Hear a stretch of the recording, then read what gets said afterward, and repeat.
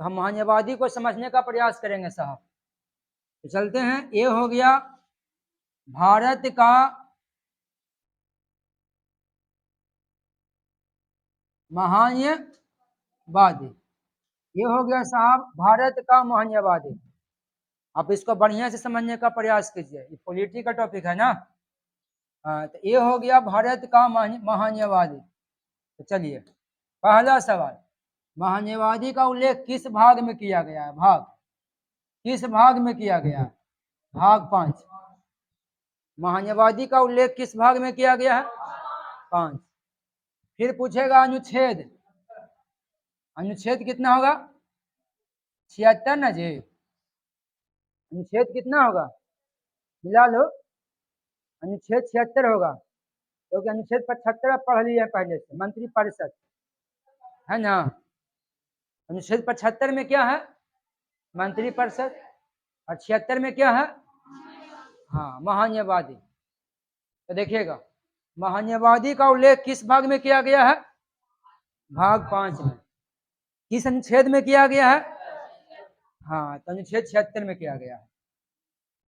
अब आगे, महान्यवादी को नियुक्त कौन करता है? नियुक्त महान्यवादी, ये भाई ढंग से नहीं बता रहा, इसने बता देंगे, ध्यान दो पहले। तो ढंग से ऐसा बताओ कि थोड़ा सा, इससे कैसे जोतवा फूले था, पार्ट वाई पार्ट के बताया गया था उसको, तो पार्ट वाई पार्ट में ज्यादा अच्छा लगता है ना। है कहानी जैसे टाइप बता दीजिए। एक बार नियुक्ति हो गया, होता ना है, एक बार उल्लेख हो गया, तो ध्यान देगा, हल्ला बंद करेगा। देखिए साहब, हम लोग को समझना है अटॉर्नी जनरल यानी भारत का महान्यवादी। हमारे एग्जाम में महान्यवादी से बहुत बार सवाल पूछा भी गया है।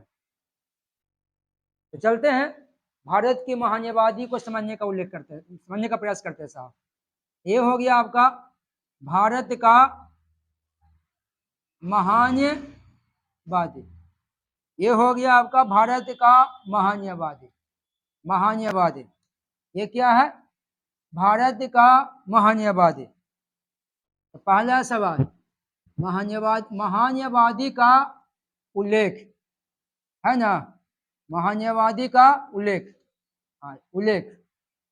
तो अगर हम भारत की संविधान को देखते हैं तो महान्यवादी का उल्लेख किया गया भाग 5 में। महान्यवादी का उल्लेख किस भाग में किया गया है? भाग 5 में। अब अगर अनुच्छेद देखते हैं तो महान्यवादी का उल्लेख किया गया है अनुच्छेद 76 में। समझे बात को? तो अगर आपसे कभी पूछा जाए कि महान्यवादी का उल्लेख किस भाग में किया गया है और किस अनुच्छेद में किया गया है? अनुच्छेद 76। चलिए अब आगे, ये हो गया आपका महान्यवादी। अब हमको देखना है कि महान्यवादी की नियुक्ति कैसे होती है, और महान्यवादी बनने के लिए सबसे पहले योग्यता, योग्यता तो भी होना जरूरी है, बिना योग्यता की नियुक्ति हो जाएगी। तो महान्यवादी बनने के लिए उसके पास क्या योग्यता होना चाहिए? तो सेकंड में हम योग्यता देखेंगे ना। हमको क्या समझना है? हाँ, योग्यता होना, योग्यता, उसके पास क्या योग्यता होना चाहिए? पहला, भारत का नागरिक हो, भारत का, हाँ भारत का नागरिक हो, भारत का नागरिक हो, मतलब आधार कार्ड उसके पास हो भारत का। दूसरा, 5 वर्ष तक, 5 वर्ष तक किसी न्यायालय में न्यायाधीश के रूप में काम कर चुका हो। 5 वर्ष तक किसी न्यायालय में, किसी न्यायालय में न्यायाधीश के रूप में काम कर चुका हो। तीसरा, 10 वर्ष तक वकालत भी कर चुका हो, 10 वर्ष तक वकालत कर चुका हो। और चौथा, उच्च न्यायालय का न्यायाधीश बनने की योग्यता हो, रखता हो योग्यता। योग्यता न्यायाधीश हो या ना हो, जैसे आपने आप दरोगा बनने का योग्यता रख रहे हैं, इसका मतलब ग्रेजुएशन पास है। मतलब हमारे अंदर दरोगा बनने की या डीएम बनने की योग्यता है, इसका मतलब का हम ग्रेजुएशन पास हैं, अब बन जाएंगे। आपको कहेगा नहीं सर हम तो मैट्रिक पास हैं 3rd डिवीजन से, तो हम डीएम बनेंगे कि नहीं बनेंगे? उसके पास योग्यता नहीं है। अरे डीएम बनेगा कि नहीं बनेगा, पहले योग्यता तो पहले पूरा करो। तो उसी तरह से महान्यायवादी बनने के लिए उसके पास न्यायाधीश बनने की योग्यता हो, उच्च न्यायालय या उच्चतम न्यायालय का, समझ ना? हाँ, न्यायाधीश बनने का योग्यता हो उच्च न्यायालय का, उच्च न्यायालय का। तो ये हो गया महान्यायवादी की क्या योग्यता। इतना टैलेंट रहेगा तो महान्यायवादी बनेगा। पहला, भारत का नागरिक हो, 5 वर्ष तक किसी न्यायालय में न्यायाधीश रह चुका हो, 10 वर्ष तक वकालत कर चुका हो, और किसी भी उच्च न्यायालय में या तो फिर भारत के उच्चतम न्यायालय में न्यायाधीश बनने की योग्यता रखता हो। ये इसकी योग्यता हो गई साहब। चलिए, अब योग्यता, अगर किसी के पास योग्यता है तो इसका नियुक्ति कौन करेगा? न्यायाधीश का, है ना? न्यायाधीश को नियुक्त कौन करेगा? न्यायाधीश को नियुक्त कौन करेगा, है ना? तो देखो, इसको नियुक्त करने की बात किया जाता है तो सलाह मंत्री परिषद की सलाह से नियुक्त होती है साहब, मंत्री परिषद की सलाह से। और नियुक्त करता है राष्ट्रपति। करता कौन है? हाँ, नियुक्त करता है साहब राष्ट्रपति। देखो, कहने का मतलब है कि महान्यायवादी की अगर नियुक्ति की बात किया जाए तो महान्यायवादी की नियुक्ति किसके सलाह से होती है? हाँ, मंत्री परिषद की सलाह से होती है। और नियुक्त कौन करता है? हाँ, नियुक्त करता है साहब राष्ट्रपति। कौन करता है? राष्ट्रपति। अब आगे की बात करते हैं। अब इनका कार्यकाल की बात करते हैं। इनका कार्यकाल क्या है? तो देखो, कार्यकाल की अगर बात देखा जाए ना तो अनुच्छेद 76 के 4 में लिखा हुआ है। अनुच्छेद 76 के 4 में लिखा हुआ है, 76, अनुच्छेद 76 के 4 में लिखा हुआ है, महान्यायवादी राष्ट्रपति के प्रति प्रसाद पर्यंत होता है, समझ ना? तो ये महान्यायवादी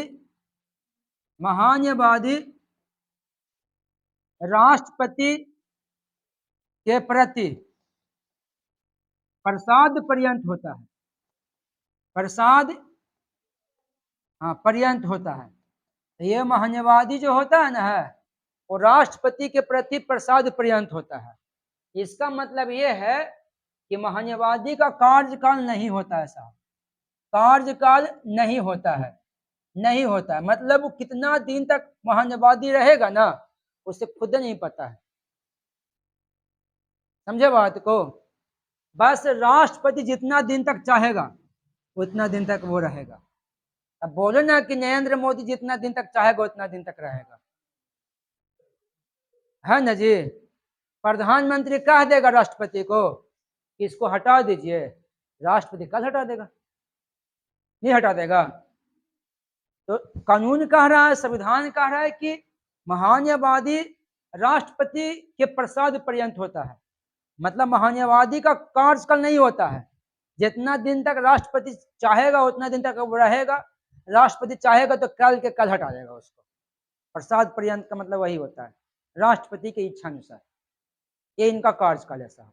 तो कहीं पूछा जाए कि महान्यायवादी का कार्यकाल कितने वर्ष का होता है, कितना? नहीं होता है। एक ऑप्शन रहेगा, नहीं होता है, नहीं होता तो फिर क्या होता है? राष्ट्रपति के प्रसाद पर्यंत। ये भी तो ऑप्शन में रह सकता है। अनुच्छेद कितना है? 76 के 4। ये हो गया साहब। चलते हैं, अब आगे की बात करते। ये इनका हो गया कार्यकाल। अब आते हैं वेतन। अब राष्ट्रपति का वेतन कितना मिलता है? महान्यायवादी का वेतन कितना मिलता है साहब? इनको पैसा नहीं मिलता है, महान्यायवादी का कोई वेतन नहीं है साहब, समझ ना? इनको कोई वेतन वगैरह नहीं मिलता साहब, समझ ना? महान्यायवादी का कोई वेतन नहीं मिलता है। तो सवाल है कि सर जब वेतन नहीं मिलता तो ये मैनेज कैसे करता है? मैनेज कैसे करता है? तो देखो, हाँ, वेतन नहीं मिलता तो फिर मैनेज कैसे करता? अपना इनकम कहाँ से इनकम लाता होगा? तो इसको समझने के लिए पहले आप महान्यवादी का कार्य समझिए, इनका पावर देखिए एक बार, कार्य समझिए, इसके बाद आपको समझ में आ जाएगा कि इसका वेतन कहाँ से आ जाता है, जो कैसे पैसा कमाता है। देखिएगा, महान्यवादी भारत का सर्वोच्च विधि अधिकारी होता है महान्यवादी, समझ ना। तो पूछा जाए हाँ कि भारत का सर्वोच्च विधि अधिकारी कौन होता है? हाँ, सर्वोच्च विधि अधिकारी, विधि मतलब कानून। हाँ, भारत का सर्वोच्च विधि अधिकारी महान्यवादी होता है, महान्यवादी होता है। ये बहुत ही पॉइंट है साहब, यही तो पूछता है ना। और दूसरा, भारत सरकार का विधि निर्माता होता है साहब, हाँ, विधि सलाहकार होता है, मतलब भारत सरकार क्या होता है? हाँ, भारत सरकार का विधि सलाहकार होता है, ये विधि सलाहकार होता है। अब इसका मतलब समझिए, देखिए, भारत का सर्वोच्च विधि अधिकारी होता है महान्यवादी। अगर भारत के चाहे राष्ट्रपति हो, प्रधानमंत्री हो, चाहे गृह मंत्री हो, किसी को कानूनी मामले में सलाह लेना है, कुछ पूछना है, तो ये महान्यवादी से पूछता है। महान्यवादी कानून का जानकार होता है, उनको बताते हैं। हम कहते हैं हमारे नेता को कुछ आता है, लेकिन इतना नियम कानून बना देता है, तो ऐसे ही बनाता है, उसको बताने वाला रहता है साहब। अब देखिएगा, भारत सरकार का विधि सलाहकार होता है महान्यवादी। क्या होता है? विधि सलाहकार, मतलब भारत सरकार को कानूनी मामले में सलाह देता है, और भारत सरकार का केस भी लड़ता है साहब, भारत सरकार का केस भी लड़ता है साहब। अगर उदाहरण के रूप में सवाल है कि सर, अगर भारत सरकार का किसी भी तरह का केस रहेगा तो कौन लड़ेगा? महान्यवादी लड़ेगा। ये महान्यवादी का काम है। महान्यवादी का अगला काम है, ये संसद के किसी भी सदन में बैठ सकता है, ये संसद के किसी भी सदन में बैठ सकता है, किसी भी सदन में बैठ सकता है, संसद के किसी भी सदन में हाँ बैठ सकता है साहब, बैठ सकता है। संसद के किसी भी कार्यवाही में भाग ले सकता है, लेकिन मतदान में भाग नहीं लेगा साहब, मतदान में भाग नहीं लेगा, मतदान में भाग नहीं लेगा। मतलब कहने का मतलब यह है कि संसद के किसी भी सदन में बैठेगा महान्यवादी, कुछ बोलना है तो बोलेगा भी, गलत रहेगा तो नहीं बोलेगा जी, बोलेगा। लेकिन संसद में अगर चुनाव होगा तो वो चुनाव में भाग नहीं लेगा। अब संसद राष्ट्रपति का वोट देता है, उपराष्ट्रपति का वोट देगा, ये सब वोट में भाग ही नहीं लेता साहब। बाकी सलाह देता है, जहाँ गलत रहता है वहाँ पे बोलता भी है, जहाँ सही रहता है वहाँ भी बोलता है। तो महान्यवादी का ये पावर है साहब। महान्यवादी किसी भी न्यायालय में जाके वकालत कर सकता है, क्योंकि वकालत करने का उसके पास डिग्री है। महान्यवादी जो है ना, हाँ, किसी का भी वकालत कर सकता है, किसी भी न्यायालय में वकालत कर सकता है, वकालत कर सकता है महान्यवादी किसी भी न्यायालय में वकालत कर सकता है। अब सर, किसी का केस भी लड़ सकता है? हाँ, ये आम आदमी का भी केस लड़ जाएगा साहब, महान्यवादी आपका भी केस लड़ जाएगा, खाली पैसा दीजिए ना। आम आदमी का भी केस लड़ता है, यही इसका मेन इनकम है। आम आदमी का भी केस लड़ता है साहब, आम आदमी का भी केस लड़ता है। याद कीजिएगा, भारत का महान्यवादी वेणुगोपाल थे, और शाहरुख खान का बेटा एक केस में फंस गया था, सबको पता है, फंसा था ना। तो शाहरुख खान को वकील का जरूरत था, तो महान्यवादी को ही रख लिया था, मोटा पैसा दिया, वह महान्यवादी का इनकम। तो महान्यवादी को वेतन नहीं मिलता है, तो किसी को आप वेतन नहीं दीजिएगा तो इसको कमाने का तो रास्ता देना पड़ेगा ना। तो महान्यवादी को यही कमाने का रास्ता मिल गया। आप भारत सरकार को सलाह दीजिएगा, उसका वेतन नहीं मिलेगा। आप कुछ काम धाम करना है भारत सरकार को कानूनी मामले में, वो बताइएगा, नहीं वेतन मिलेगा। लेकिन आप किसी आम आदमी का भी चुनाव लड़ने के लिए स्वतंत्र हैं। तो महान्यवादी कहीं भी केस लड़ सकता है, वो पटना जाके लड़ लेगा, दिल्ली लड़ लेगा। अगर मान लो कि हमारा हिलसा में केस है, मुकदमा है, और हमारी इच्छा है कि महानवादी का रख ले, पेमेंट कीजिए, वो आ जाएंगे हिलसा। अब आ जाएंगे ना तो बढ़िया बढ़िया का हालत खराब हो जाएगा। वो आ जाएंगे तो उनके आगे पीछे 10 को गाड़ी रहेगा साहब, ऐसा वकील है, फोर्स रहेगा। भले उनको पेमेंट नहीं मिलता है, लेकिन भारत सरकार को महीना में कम से कम 15 से 20 लाख रुपए खर्चा उनके पीछे है। जितना उनका बॉडीगार्ड है, जितना सुरक्षा है, समझे ना, पेमेंट तक चमानी नहीं है साहब, लेकिन जो सेफ्टी दी गई है, सुरक्षा दी गई है, वो सुरक्षा लाखों में है। जो उनके पीछे जो उनका सेफ्टी है, उनका पेमेंट 50 से 60 का महीना है, समझ ना। 10 को तो वही लगा हुआ है गेट पर आगे पीछे, फिर गाड़ी है साहब, सेफ्टी का गाड़ी। तो महान्यवादी का वेतन नहीं है, लेकिन उसके पीछे खर्चा है सरकार को। बताओ कि महान्यवादी अगर हिलसा में आ गया तो हिलसा का वकील का हालत नहीं खराब हो जाएगा? शाहरुख खान का बेटा का नहीं बचा लिया वेणुगोपाल? ये हम नहीं है, भारत सरकार से पूछिए। समझना। तो देखिए, महान्यवादी को वेतन नहीं मिलता है, लेकिन उनके पीछे सरकार को खर्चा है। खर्चा दिखाए ना। अब वेतन नहीं देता तो इनको कमाने का रास्ता छोड़ दिया। अब सवाल है कि सर हम केस कर दिए नरेंद्र मोदी भारतीय सरकार पर, लीजिए, अब कहेंगे महान्यवादी को केस लड़ना, तो नहीं लड़ेगा, नहीं लड़ेगा साहब। पहले वो ना है जी, हम बिहार सरकार पे केस कर दिए, हम यूपी सरकार पे केस कर दिए, अब महान्यवादी को बुलाते हैं, आएगा कि नहीं? आ जाएगा। आप बिहार सरकार पे केस ठोकिए, यूपी सरकार पे केस ठोकिए, महान्यवादी केंद्र का है, तुरंत आ जाएगा, पेमेंट दीजिए, आपके तरफ से बोलेगा। लेकिन अब भारत सरकार पे केस ठोक रहे हैं, मुकदमा भारत सरकार पे है, तब महान्यवादी नहीं आएगा, क्योंकि वो भारत सरकार के लिए पहले काम करेगा। समझे बात को? तो आपको ये महान्यवादी का काम बताए हम, समझे बात को? तो काम पूछता है, तो भारत का सर्वोच्च अधिकारी कौन होता है? भारत सरकार का विधि अधिकारी कौन होता है? संसद के किसी भी सदन में बैठ सकता है, बोल सकता है, लेकिन मतदान में भाग नहीं लेगा। इसको वेतन नहीं मिलता है साहब, वेतन की बात हो रहा था, वेतन नहीं मिलता है, लेकिन किसी भी व्यक्ति का केस लड़ सकता है। भारत सरकार का तो लड़वे करेगा, आम आदमी का केस लड़ जाएगा।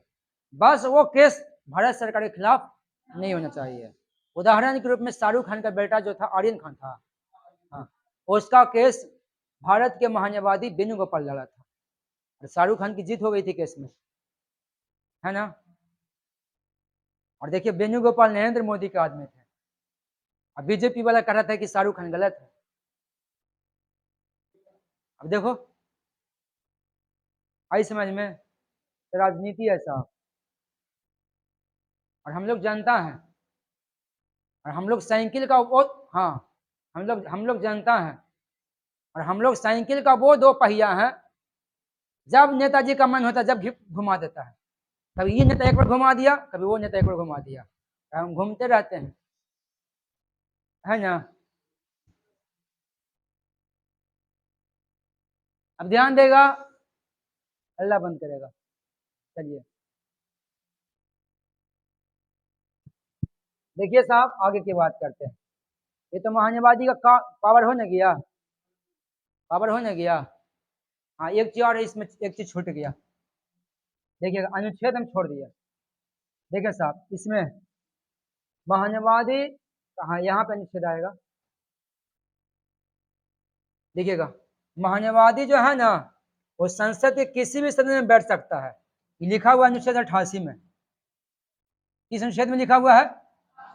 हाँ, मतलब कहने का मतलब ये है कि महान्यवादी संसद के किसी भी संसद में कभी भी बैठ सकता है। ये मतलब बात किस में लिखा हुआ है? हाँ, अनुच्छेद 88 में लिखा हुआ है। चलिए अब आगे आइए, है ना। अब आइए कि भारत का वर्तमान महान्यवादी कौन है करंट अफेयर में, है ना। तो ये हो गया महान्य, हाँ, ये हो गया महान्यवादी। अब हमसे पूछा वर्तमान मतलब कौन है, तो आर वेंकट रमनी है साहब, आर, हाँ, वेंकट रमनी है। तो भारत का वर्तमान महान्यायवादी जो है वह आर वेंकटरमन है। ये भारत का 16वां महान्यायवादी है, यानी ये 16वां